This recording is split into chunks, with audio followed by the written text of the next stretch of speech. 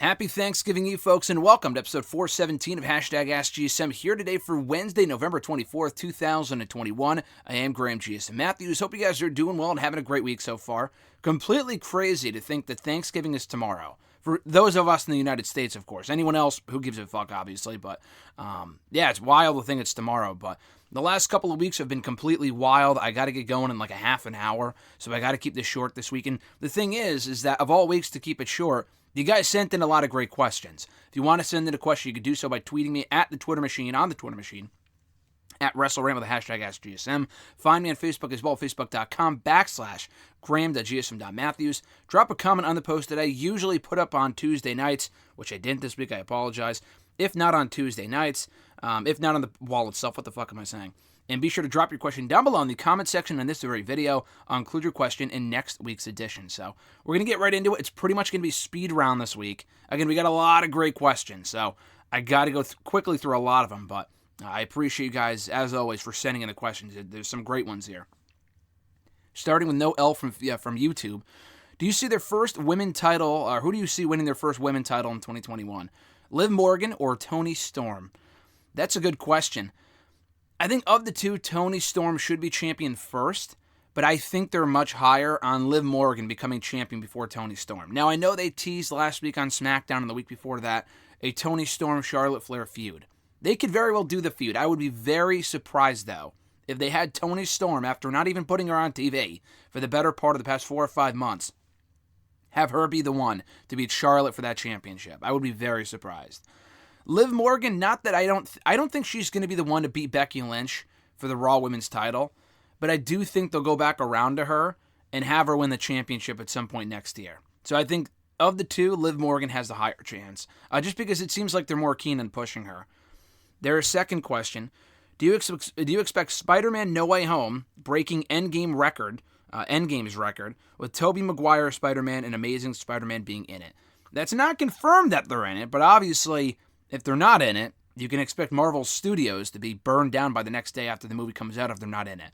But I'm pretty sure they're in it. Will it break Endgame's record? I don't think so. This movie has a lot of hype behind it, but Endgame was just a different beast with the amount of hype behind it, how long it was in the works for. It was like a whole year built up in advance, so it could, but you also got to remember, too, that we're living in a pandemic world, post-pandemic, whatever you want to call it, I guess.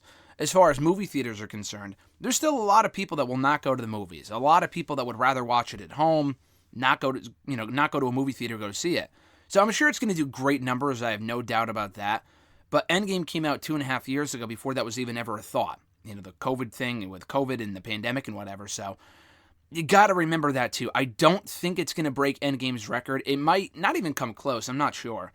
It would be amazing if it did, but we'll see. I don't think it will, because this movie just, for as much hype as it has behind it, it's not on the same level as Endgame. But it could be. We'll see in due time, but I don't expect it to. At Reborn Again, John Ritland from the Twitter machine, also on YouTube as well. John, Real Honesty with John Ritland does great work. His first question was, so is this whole egg storyline one of the worst things WWE has done this year? Absolutely, it was fucking dumb. I don't know if I would go so far as to say it was the worst, or like in the top 2. The WWE product has been pretty dull for the better part of 2021. From the lack of fans to then even having back fans, like the Alexa Bliss, Shayna Baszler shit was pretty fucking bad. And the worst part about that was that went on for weeks.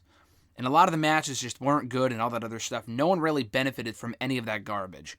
No one really benefited from the egg thing either, obviously.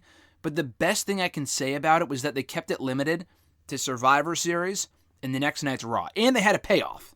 They didn't do it for weeks and didn't have a payoff, which is kind of the case for a lot of WWE storylines. So at least they paid it off. Not a great payoff at all, obviously. Very underwhelming. No Rock involved whatsoever. And that was it. So it was pretty bad. Was it one of the worst things this year? Maybe, but probably not in the top 3, I wouldn't think, because it didn't go on for weeks on end.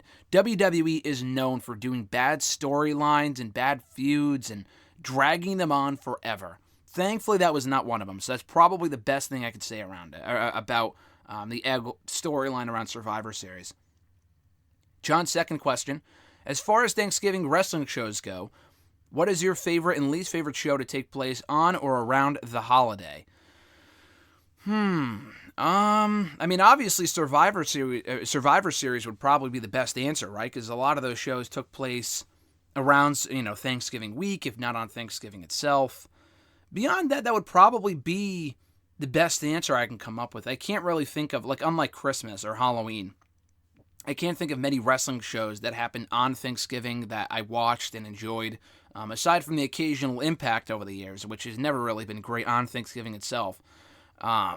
Probably Survivor Series, but again, I wasn't around when Survivor Series was airing.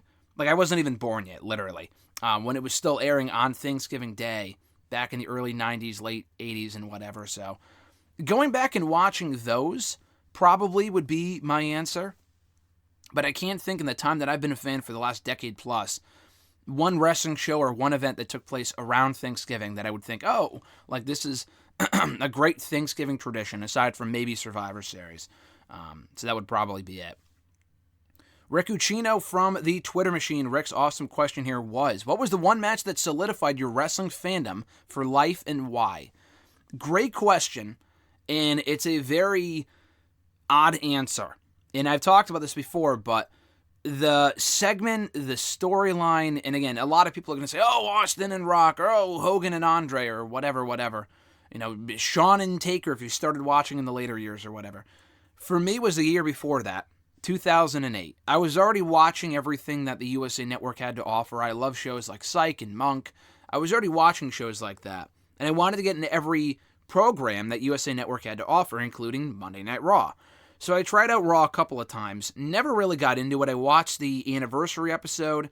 I watched the episode where they revealed Hornswoggle to be the illegitimate son of Vince McMahon. I remember watching that and thinking, what the fuck is this? And then I remember Triple H, coming down to him and Triple H, Hornswoggle and Triple H, and not really getting what the connection was there because I didn't watch wrestling, so I didn't know that Triple H was the son-in-law of Vince already. But anyway, it was in '08, and I came across a commercial that saw William Regal challenging Randy Orton on Raw in England, where Regal was from, and Regal was already the Raw GM. It was a really well-done 30-second commercial that WWE created, and it was airing on USA Network leading up to that night's episode.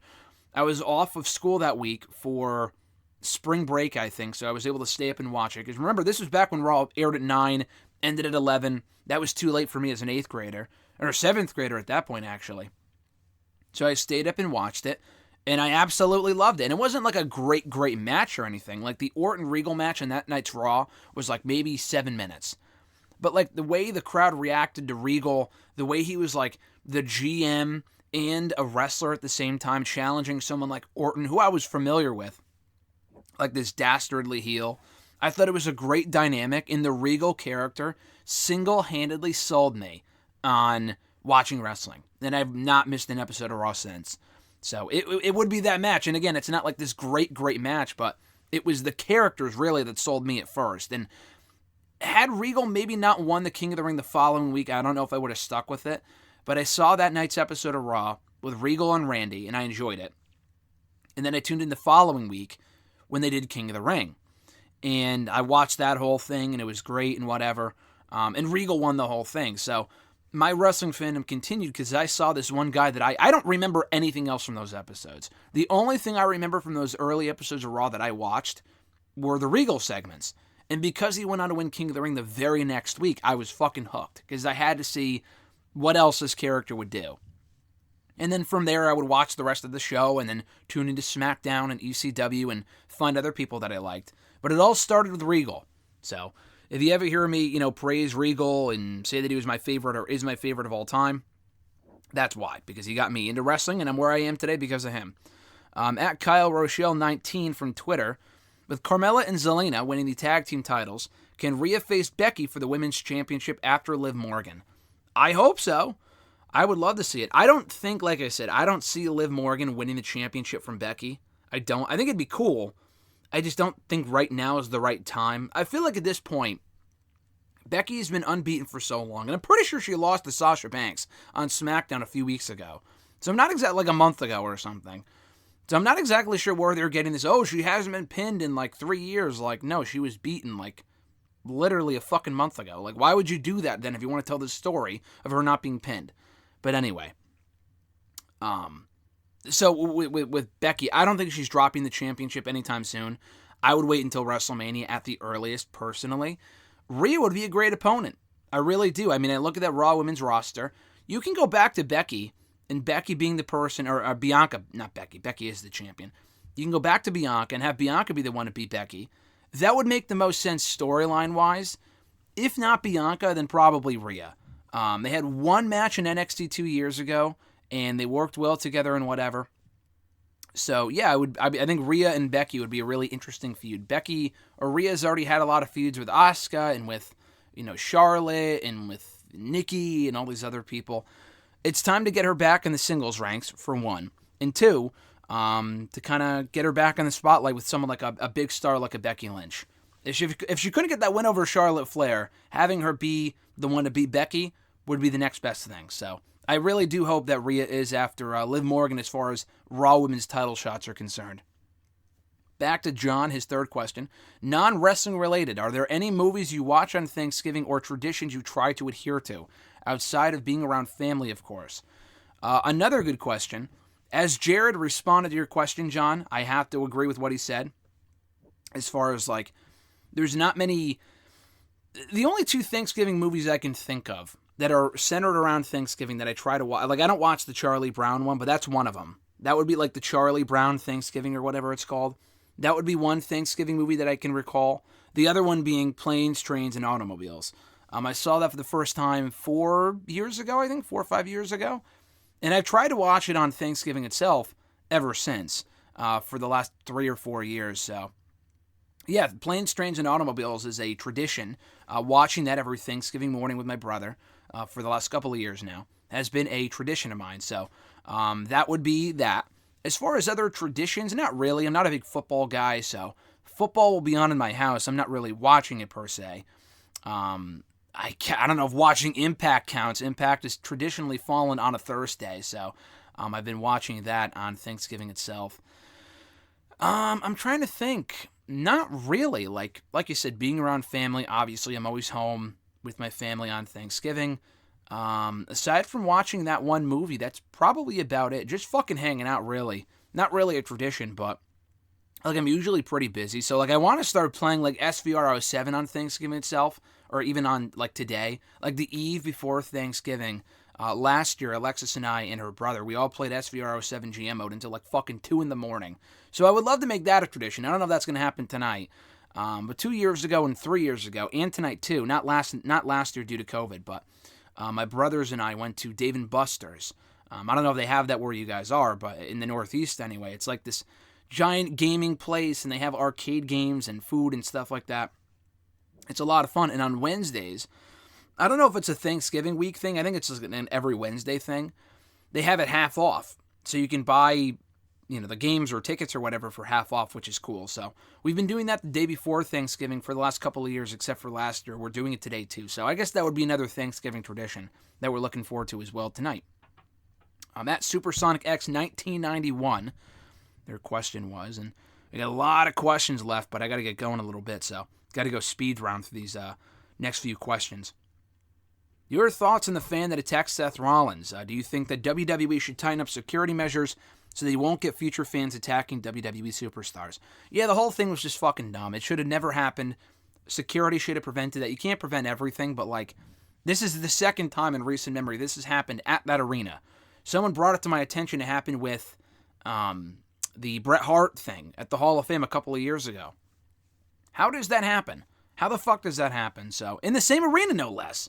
And that might have been the last time, or it wasn't the last time they were in that arena. I was there for a SmackDown 2 years ago. But, man, these New York, Brooklyn fans are just fucking weird for some reason. I don't know why. I mean, we've been back on the road with crowds for WWE for a couple of months now. This really hasn't happened barely at all, if at all, since they came back.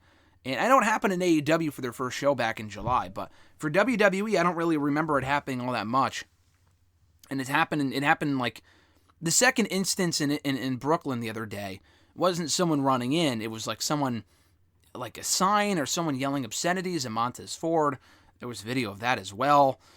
Just a fucking mess, man. But Yeah, no, the whole thing was stupid. I'll talk a little bit about it, later on because someone else asked about it. But like his motives for doing it were fucking like the guy clearly needs help. He's clearly got some screws loose. If he's doing it for the reasons why he said he was doing, which I'll get to momentarily. But I saw this morning Bully Ray trying to not defend the guy, but like he was like, oh, if Seth Rollins is getting attacked, that means it's real heat. No, you fucking idiot. Like, the guy's just a moron. And I like Bully Ray. I met him a couple times. I met him a couple weeks ago. But I saw that this morning. I'm like, what a fucking dumb thing to say. He's like, oh, if you're getting attacked, that means you got real heat, brother. Like, not everything is wrestling. Not everything is like, oh, you're getting great heat. What if the guy had a fucking gun or a knife or something? He killed Rollins. Would he still be saying the same dumb shit? Oh, he has great heat? Shut the fuck up. Like, I don't know, that was dumber than the incident itself, but anyone trying to defend it, anyone saying, oh, it was he, or oh, Rollins didn't defend himself, has got to go fuck themselves. I mean, that is some of the dumbest things I've heard about the incident since Monday. People are so dumb. His next question here, with this year's Survivor Series turning out to be the worst pay-per-view, how do you make Survivor Series more interesting? Surprise returns, better booking of the matches, or make invasion angles serious, or whatever. I don't know if it was one of the worst pay-per-views, but I mean, if you probably compare Survivor Series this year to all the other pay-per-views this year, it probably was among the weakest. The thing is, like, you say the worst and it sounds harsh, you're probably right, and I'm biased because I was there, but I enjoyed the show for the most part as far as the matches are concerned. It means absolutely nothing long-term, because nothing major really happened. At least last year, like, we had Taker there retiring. 2 years ago, had the NXT influence. A few years before that, Goldberg beat Brock. That was a big moment. Sting showed up at Survivor Series like 7 years ago. So, yeah, I don't know, man. I feel like, as we've all said for years now, it's got to have stakes. For Survivor Series to really mean something, it has to have fucking stakes. And it doesn't have any stakes. So because of that, it means nothing. In the show, it's as if it never even happened. You tune into Raw the next night, they acknowledge what happened to the pay-per-view, but none of it really matters long-term because you're not going to see those people interact again. And the matches were good, but if there's no stakes, then why should I give a fuck? So either do away with the brand supremacy stuff, or at the very least, if you're going to do it, add stakes. But we've been saying that for literally 5 years now. So because they haven't added it, I don't think they ever will. And at this point, they're just going to keep doing it. I mean, they don't go by buy rates anymore is the problem. If there were buy rates for these shows, I doubt they would be very high. Because that show was... If you didn't purchase that pay-per-view, you missed absolutely nothing, except for the debut of the fucking egg from Red Notice. That's about it. At Supersonic X 1991, their last question here. They got a couple more questions, but their next one, I guess.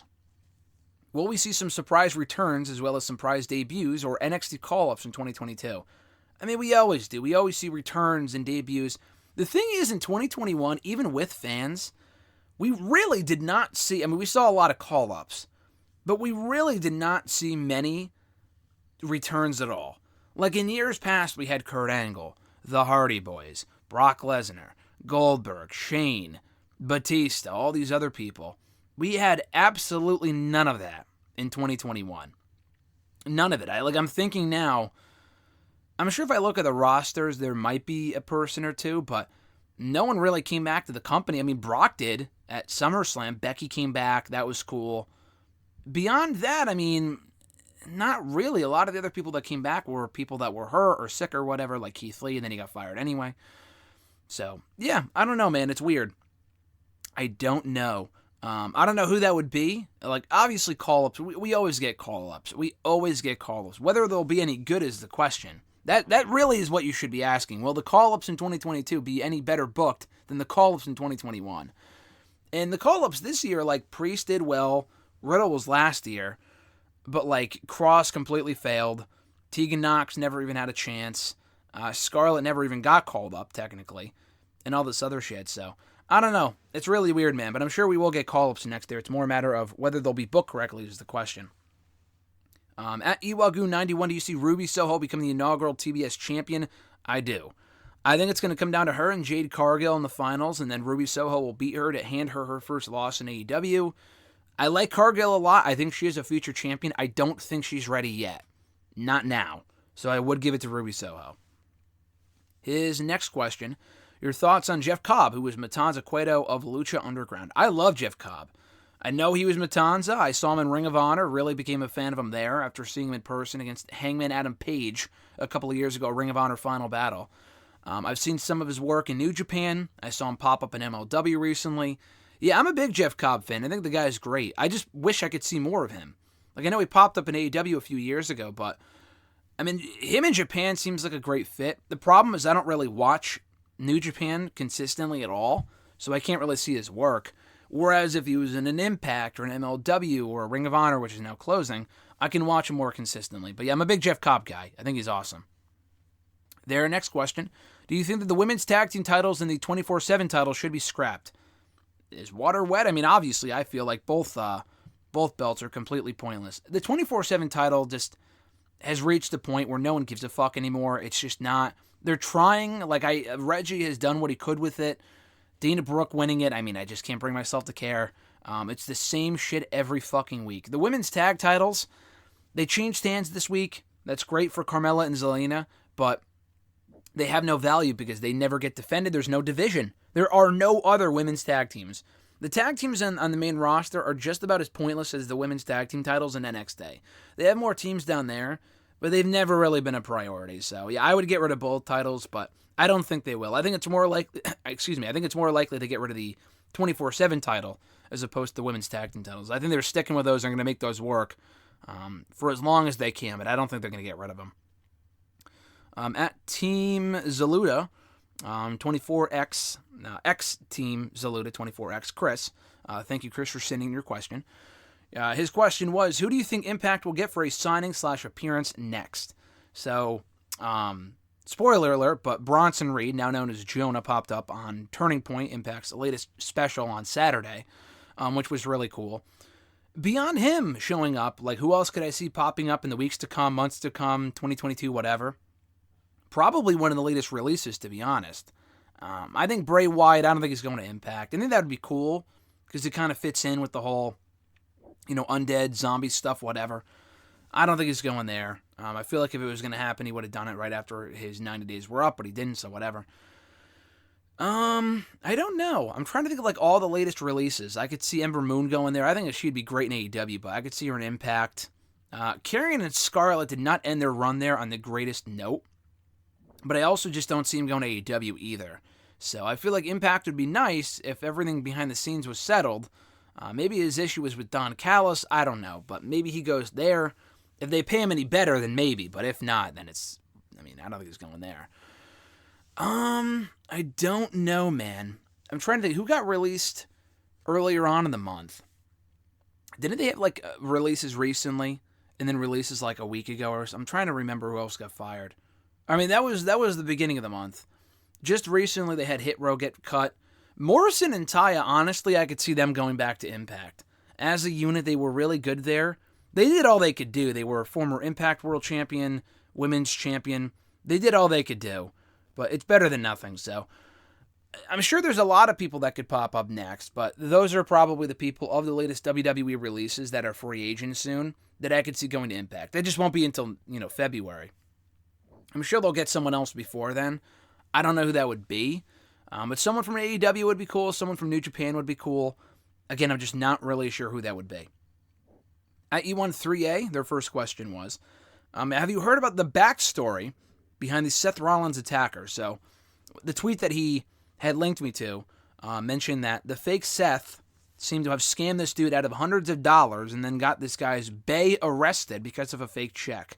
This is sad all around. So basically, allegedly, the story is that this guy that attacked Rollins thought that this guy that he was talking to online was Seth Rollins because he was convinced it was Rollins, and he got screwed out of money from this guy.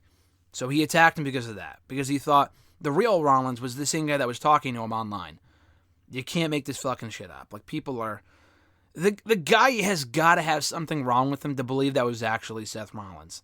I mean, what a fucking moron. Seriously, what an idiot. And that kind of... It doesn't exactly help the stereotype that wrestling fans are the lowest common denominator, as I tweeted about yesterday. We're the dumbest fandom out there. It really doesn't help that that stigma at all. Just fucking stupid. I mean, I don't even really know what else to say about it other than it's embarrassing for all fans. Emmanuel's next question here. What do you define as the WWE style of wrestling? There really is no there is a WWE style, but it's just basically, I would say, a watered-down version of what you see elsewhere, which isn't always bad, but you see a lot of these people get cut or leave, and then they're capable of so much more outside of WWE. They focus more on the smoke and mirrors. They focus more on the moments and the camera cuts and the posing, and the moves matter, obviously, but it's not really about the moves, and it shouldn't really be all about the moves, but I feel like AEW does a great job. For the most part, there's a lot of, high spot shit that they shouldn't really be doing. The high-flying shit, a lot of it, they kind of go overboard with. But it seems like they have a good mixture of, matches that are hard-hitting and then some high-flying stuff, storytelling stuff, and, whatever. So, I can't really tell you what the WWE style is specifically, but if you watch a WWE match compared to, it's very formulaic, and that's a great way to sum it up, which can work sometimes, depending on who's involved. But when a lot of the matches feel the same, then it doesn't really, they're not interesting, then they're not worth going out of your way to see, and it really sticks out compared to all the other matches in other companies that we're seeing right now. At U13A's next question, how do you think WWE 2K22 will turn out? Not well if they keep releasing people. I mean, if they keep cutting half the fucking roster, then who else is going to be in this game? Seriously, who else are they going to have in this game if they keep cutting the roster? It's ridiculous. Completely ridiculous. I feel like it's going to be better than 2K20. I don't want to get my hopes up super high, thinking, it's going to be this great game they've had so long to work on. I mean, ideally that would be the case, but you never really know with these people. So I would like to think that'll be the case, but time will tell. I hope it's a good game. Then I think it will be a much better game than 2K20. I don't know if it's going to be the greatest installment of the series. I feel like people might get their expectations set too high, and then they'll be disappointed when it's just decent, or it's just average or whatever. It's not terrible like 2K20, but it should be better than what it will end up being. So hopefully I'm wrong and it's a pretty good game. And their last question here, thoughts on Kenny Omega's injury. And he linked me to the article from Sports Illustrated that announced that he has to vacate the AAA Mega Championship due to the injury. I think it's a lot of different injuries. I don't know if it's just one set injury, but it is weird that they would have Omega beat Andrade at that show a couple of months ago. Not that they knew he would be taking time off after he lost the AEW World title, but honestly, I think a lot of us figured that would be the case. After he dropped the AEW title, I figured, okay, we've been hearing for months that this guy's banged up, dating back to before he even won the championship. So he should take time off. Why wouldn't you have him drop the championship when he has the chance? The AAA show coming up was after Full Gear. Were they going to have him show up at that show, drop that championship, and then take time off? No, his last appearance for a while should have been at Full Gear, and it will be. But then have him lose the Mega Championship when it still mattered. And it wasn't like he was unbeaten by that point. He had just lost to Christian 2 weeks earlier on Rampage. He had just lost to Christian. So he really should have dropped that. It's not his fault, but they really should have had him lose it when they had the chance to Andrade. Unless Andrade is not going to be working for AAA going forward, but it really should have been Andrade, not this whole vacating thing. It made no sense. So I'm glad he's getting better, though. He's taking time off to heal these injuries, and hopefully we see him back and better than ever in the next couple of months, if not maybe by mid-2022, who knows. But I think it's perfectly timed for his character, because he was on TV so much and his reign was so long.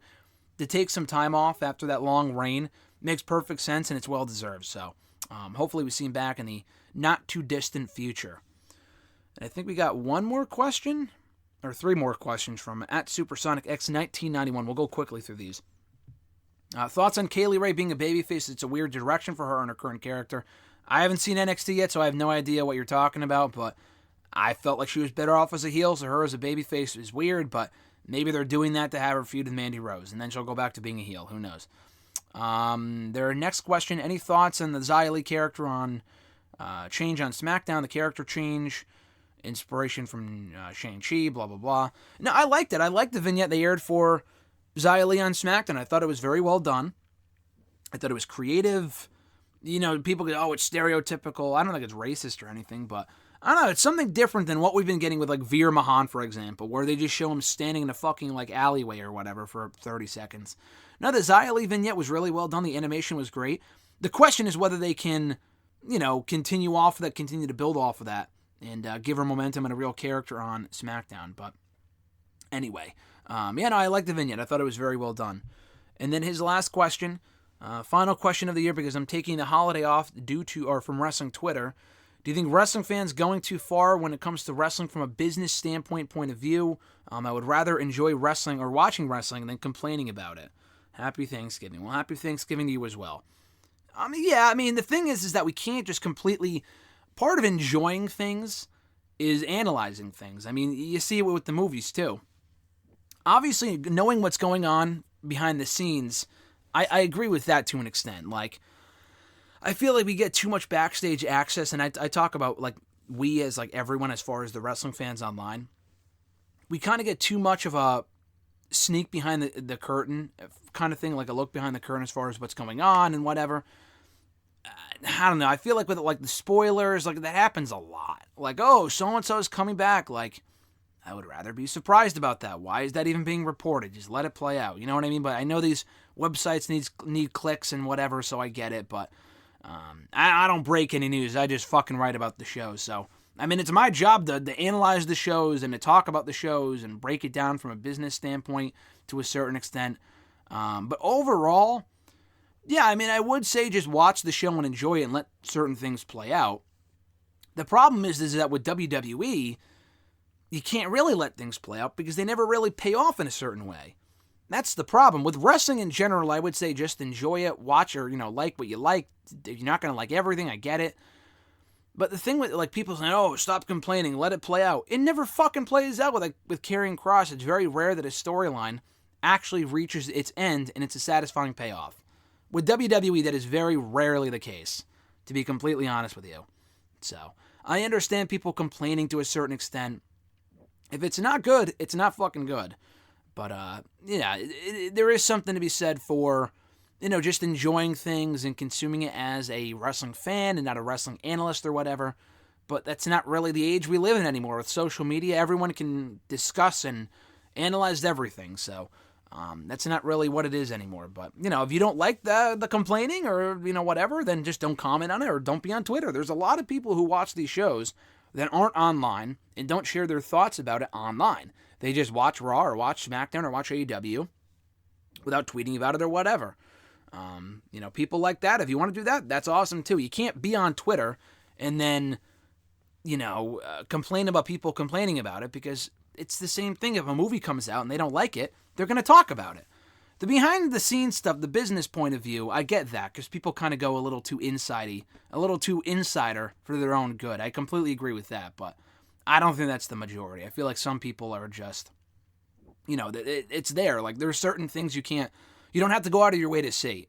With the reports and the contract stuff, I don't really go out of my way for that. It's just kind of on my timeline. So, again, that's really just the age we live in my opinion. And that's going to do it, guys, for episode 417 of #AskGSM here today for Wednesday, November 24th, 2021. Thank you guys, as always, for sending in your questions. A lot of great ones this week. If you want to send in a question, you could do so by tweeting me on the Twitter machine at WrestleRant with #AskGSM. Find me on Facebook as well, facebook.com/Graham.gsm.Matthews. Drop a comment on the post that I usually put up on Tuesday nights, if not on the wall itself. And last but certainly not least, drop your question down below in the comment section on this very video. I'll include your question in next week's edition. Again, guys, my apologies for racing through the questions this week. Hopefully we get more time next week. But again, thank you for your great questions, and thank you for your continued support of the show. I appreciate it. Have an awesome one. Happy Thanksgiving if you're here in the States. If not, have an awesome Thursday tomorrow. I'm Graham GSM Matthews, and I'll catch your ass down the road.